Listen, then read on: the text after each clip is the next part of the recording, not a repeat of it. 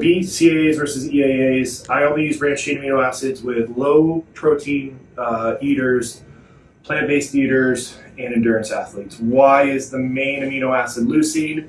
That seems to be the one amino acid that triggers what's called muscle protein synthesis, which is the whole point of why we eat protein. If you eat low protein, you need on average around 3 grams of leucine to trigger that response with every meal. On average, in a complete protein source, for every 10 grams of protein, there's 1 gram of leucine, i.e. we want 30 grams minimum. If somebody's not getting that, you could add, it's like half a scoop of BCAAs to a 15 gram protein meal. It'll get that leucine threshold to trigger that response. Because it's like having all the amino acids is having like the bricks, but the leucine itself is telling the brick workers to work. But if you don't have the building blocks, it can't do much. Why it works for plant-based eaters is plant protein is notoriously low in leucine. So like with plant-based protein, to get 3 full grams of leucine, they have to consume like more calories total because they have to do like 2 servings versus 1 serving of say a whey. Endurance athletes, BCAAs work well because BCAAs, or leucine in particular, binds to serotonin receptors in their brain, which blunts fatigue. So unless you're not in those 3 positions, which you're not, I think EAAs are better because it's branched chain amino acids plus all the other amino acids your body can't make. So it's triggering muscle protein as well as giving yourself the building blocks. And it'll probably reduce soreness more. So I do like EAAs. Like I do it like intra-workout, but you could do it before workout. You could do it post.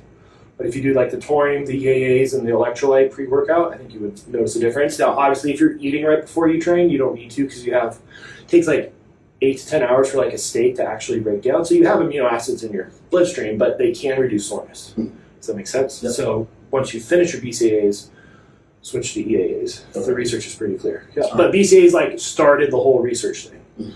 Yep.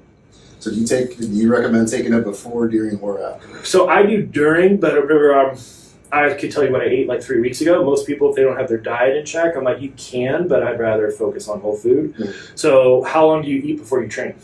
Usually about 4 hours. Okay, so then it would make sense for you because you want to have that spicy. You do it before or during. Yeah. So that makes sense. If you're eating an hour before, you have plenty going on. Okay. Yep. So for you, 100%, I would either do before or during. Okay. Some people, it'll upset their stomachs. They'll play around with it. But yeah. And then you only need like 8 to 10 grams of EAAs to trigger that response total. And so most companies sell it in 8 to 10 grams per serving, and usually 1 is plenty to do the job. So for you, that makes perfect sense because you have that big delay. Okay. And that with the taurine, you should notice less soreness without muscle building, and then it just might help a little bit of energy, but yeah, you should notice a difference.